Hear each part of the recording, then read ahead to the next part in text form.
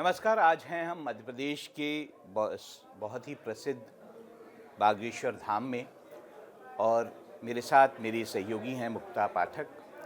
और आज हम एक बहुत ही महत्वपूर्ण व्यक्ति बागेश्वर धाम के पीठाधीश धीरेन्द्र शास्त्री जी से मुलाकात कर रहे हैं, उनसे बात कर रहे हैं। स्वागत है हमसे। बहुत बहुत धन्यवाद आपका और आपके सभी दर्शकों का।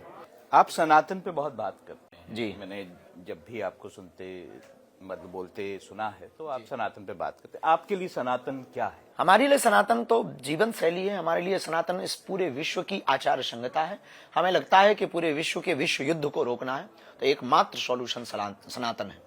अन्य देशों में अभी भी कारे गोरे, ऊंच नीच, अमीर गरीब, इन सब का भेदभाव है। एक हमारा सनातन ऐसा है कि त्रिवेणी के महाकुंभ लगता है प्रयागराज में, तो अमीर भी वहीं पर स्नान करता है जहां गरीब करता है। शंकराचार्य भी वहां स्नान करता है जहां साधारण आचार्य स्नान करता है। और आधे से ज्यादा आबादी एक ही जगह जाकर के डुबकी लगाती है। न अंगड़े पिछड़े की बात होती है, न भाषावाद की बात होती है, और राष्ट्रवाद को भी बढ़ावा नहीं। नाइजीरियन आ जाए, ऑस्ट्रेलियन आ जाए, अमेरिकन आ जाए और या फिर ब्रिटिश आ जाए, सबको स्वीकार करता है। तो हमें लगता है इससे बेहतर, उत्तम पूरे विश्व के पास समाधान उपादान नहीं है विश्व को विश्व युद्ध से बचाने की। पर आप कहते हैं मुस्लिम ना जाए। भारतीय मुस्लिम जो हैं उनकी कोई जगह सनातन में देखते हैं? हमारी तरफ से कायदे में रहोगे तो आप फायदे में रहोगे। आप मूत्र कांड और थूक कांड करने जाओगे तो आपको एक्सेप्ट नहीं करेंगे। वो तो आप मुस्लिम क्या कोई भी हो, चाहे वो हिंदू हो, ईसाई हो, पारसी हो, यहूदी हो, यहाँ तक कि हम कह सकते हैं हम या आप हो। अगर कोई मूत्र कांड, थूक कांड या फिर लव जिहाद या लैंड जिहाद करे तो उनको हमें नहीं लगता कि सनातन में एंट्री मिलनी चाहिए। आपको लगता है कुंभ में एंट्री नहीं मिलनी चाहिए? आपने कहा वहाँ दुकानें नहीं खोल दें, मुस्लिम वहाँ जाए ना। हमने ये कहा कि मेरे अंगने में तुम्हारा क्या काम है। और बहुत हमने स्पष्ट बात बोली कि जब हम आपके मक्का मदीना नहीं जाते हैं, 40 किलोमीटर पहले रोक दिया। मैं थोड़ा सा इसमें सही कर देता हूँ। मदीना जा सकते हैं आप, सिर्फ मक्का नहीं जा सकते। मक्का नहीं जा सकते, मदीना जा सकते हैं। और मदीना 40 किलोमीटर पहले मस्जिद में नहीं जा सकते जी, बिल्कुल। तो जब इसीलिए स्मृति ईरानी गई आपके सामने, एक और मंत्री वहां मदीना गए, सब स्वागत हुआ। जब आपके हम धर्म जगहों पर प्रवेश नहीं कर सकते तो आप हमारे त्रिवेणी संगम के बारे में नहीं जानते, सनातन के बारे में नहीं जानते, अखाड़ों के बारे में नहीं जानते, आप त्रिवेणी की महिमा नहीं जानते, तो आप किस बात के लिए केवल बिजनेस करने जाएंगे? बिजनेस से हमें दिक्कत नहीं, बिजनेस में भी थूक कांड और मूत्र कांड वालों से दिक्कत है कि आप वहां पर अपवित्र करने जाएंगे क्या।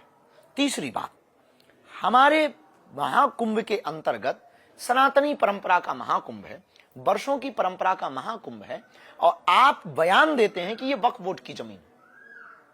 इन बयानों से फिर खून खौलता है कि आज आपने महाकुंभ को अपनी जमीन बता दिया, संसद भवन को अपनी जमीन बता दिया, कल के दिन आप कहीं कैलाश पर्वत को, कहीं केदारनाथ को अपनी जमीन न बता दो, जिससे बेमनस्ता उत्पन्न हो। इससे भला यही है कि 2 गज दूरी बहुत जरूरी। ऐसा कई बार आपके बयानों से लगता है, माफ कीजिएगा अगर आप मुझे गलत माने तो, कि आप मुसलमानों को पसंद नहीं करते हैं। नहीं, ये गलत है। हम जितना पसंद करते हैं कोई नहीं करता। आप कहते हैं कि 20% हो गए हैं तो पत्थरबाजी करते हैं, 50% हो जाएंगे तो बेटियों को उठा के ले जाएंगे। बेझिझक जो बांग्लादेश में हुआ है वो पिक्चर था, जो हमने कहा था उसी का भविष्य दिखाई दिया। आप ये भी कहते हैं कि 1 करोड़ हिंदुओं को सड़कों पे आ जाना चाहिए।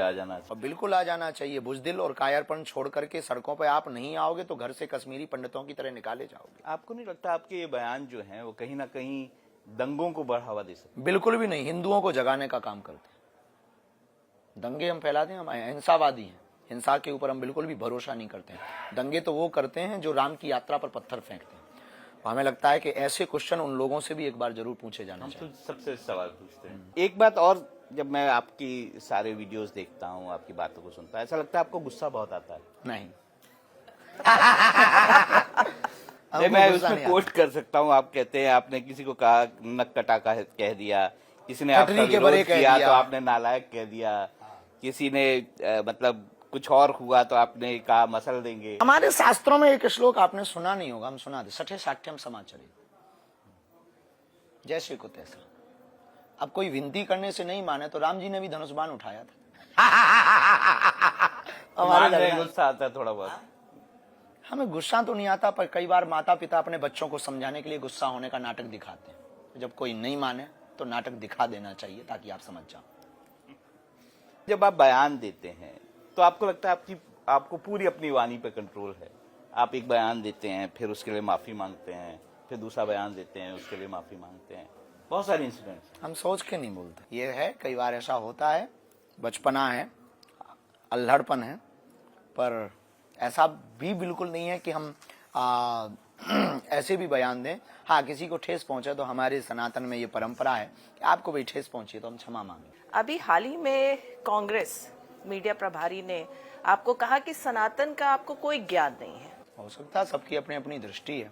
हमने कभी अपने आप को ज्ञानी बोला भी नहीं है, तो ये बात भी बहुत ठीक हो सकती है। उन्होंने आपको कहा कि आप शास्त्रार्थ के लिए मेरे साथ आए, हमने आपने कभी एक्सेप्ट नहीं किया।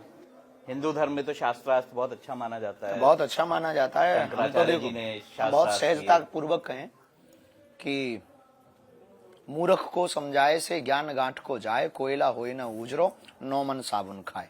आपको क्या लगता है गुरुजी कि आपकी प्रसिद्धि जो है चारों बगल फैली हुई है, बहुत ऊंचाई पे आप आ गए हैं, और अगर आपकी पॉपुलैरिटी की बात करें तो उसके सामने जो अन्य धर्म गुरु हैं थोड़े से वो फीके पड़ते हैं, थोड़े क्या बहुत फीके हो गए, क्या इसीलिए लोग जो हैं अब आपको आपकी निंदा करने लगे हैं? हमें ये भी नहीं लगता। हमें लगता है समय का फेर है, सबकी अपनी अपनी मति है। कोई तारीफ करता है तो कोई तालियां देता है तो कोई गालियां देता है। जैसे तालियां स्वीकार करो वैसे गालियां स्वीकार। बड़े बड़े लोग शंकराचार्य, स्वामी अविमुक्तेश्वरानंद सरस्वती जी कहते हैं आप अंधविश्वास फैलाते हैं। कह सकते हैं, लेकिन हमने कभी फैलाया नहीं है। हनुमान जी से जोड़ना अगर अंधविश्वास है तो इस देश में जितने भी पूजा पाठ हो रहे हैं वो सब अंधविश्वास है। तो कह रहे हैं अगर आप में शक्ति है तो आप जोशी मठ। हमने कभी ये दावा नहीं किया है कि हम में कोई शक्ति है। हमने ये कभी कोई दावा नहीं किया कि हम में कोई शक्ति है। आप अपने आप को कैसे देखते हैं? संत के तौर पे देखते हैं, कथावाचक सनातन के के तौर सिपाही पे? के तौर पर देखते हैं, गुरु के चेला के रूप में देखते हैं, भारत के और हिंदुस्तानी के एक हिंदुस्तानी होने के नाते अपने आप को देखते हैं, जगे हुए हिंदुत्व का भाव लेकर के हम अपने आप को देखते हैं, और इस बुंदेलखंड क्षेत्र के विछड़े पिछड़े इलाकों को समृद्ध बनाने की एक विजन मिशन लेकर के एक जागरूक नागरिक की दृष्टि से अपने आप को देखते हैं। हमने कभी भी ऐसा नहीं कहा कि हम बहुत ज्ञानी हैं या हमारे पास कोई बहुत शक्तियां हैं या हम भगवान हैं या हम संत। ऐसा हमने कभी कुछ बोला नहीं है। जो माने वो उनका। हम हनुमान जी के सेवक हैं, बस इतनी सी हमारा परिचय। हिंदू राष्ट्र की परिकल्पना कभी आपने सोची कि हिंदू राष्ट्र कैसा होना चाहिए? कभी आपके मन में आया? हमारे हिंदू राष्ट्र में वैदिक पद्धति का न्याय हो, हमारे हिंदू राष्ट्र में गाय माता को राष्ट्र माता का दर्जा हो, हमारे हिंदू राष्ट्र में रामचरितमानस को कोई जला ना पाए, हमारे हिंदू राष्ट्र में पालघर जैसा कांड दोबारा ना हो पाए, हमारे हिंदू राष्ट्र में नारी भोग्या नहीं पूज्या हो, हमारे हिंदू राष्ट्र में वैदिक सदग्रंथों प्राचीन सनातनी संस्कृति का संरक्षण हो, संवर्धन हो, हमारे हिंदू राष्ट्र में विचार भले ही नए हों पर संस्कार पुराने हों। इन चीजों से हम संबंधित अपने देश को देखना चाहते हैं। और हाँ, इसका मतलब हमने ये कहा विचार नए हों, संस्कार भले ही पुराने हों।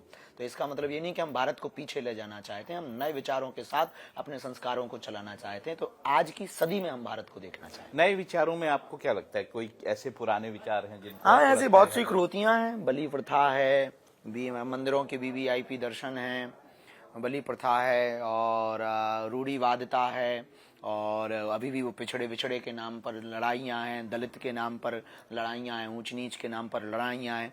मंदिरों के बाहर लगाए जाते हैं कि जूता चप्पल बाहर छोड़ कर आइए, हम इसके ठीक खिलाफ हैं, आप जात पात बाहर छोड़ करके आइए। तो ये कुछ रूढ़िवादी परंपराएं, प्राचीन परंपराएं, जिनको हमें लगता है कि ठीक तरीके से हमारे आचार्य महापुरुष मंडलेश्वर हम सब मिलकर के और सभी सनातनी इस पर मिलकर के कार्य करें तो हमें लगता है भारत बहुत समृद्ध भी बनेगा। और सबकी ऊर्जा ये जो आपस के खींचातानी में इसमें लगने की बजाय भारत को विश्व पटल पर विश्व गुरु बनाने में लगी। जो बहुत विचार हो रहा है इस वक्त, जो चर्चा में विषय है वो ये है कि जो हिंदू मंदिर हैं उनका जो एडमिनिस्ट्रेशन है वो किसके पास रहे? क्या वो सरकार के पास रहना चाहिए या फिर वहां धर्माचार्यों के पास रहना चाहिए?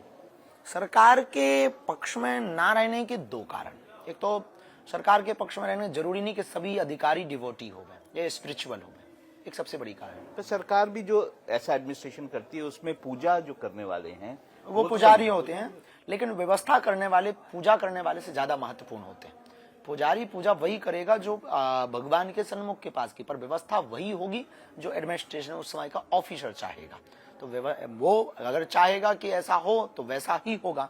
जो चूंकि जो तिरुपति वाला कांड बाद में आया, अब उसमें कारण कुछ भी रहा हो वो जांच का विषय है, वो हम सबका विषय तो नहीं है।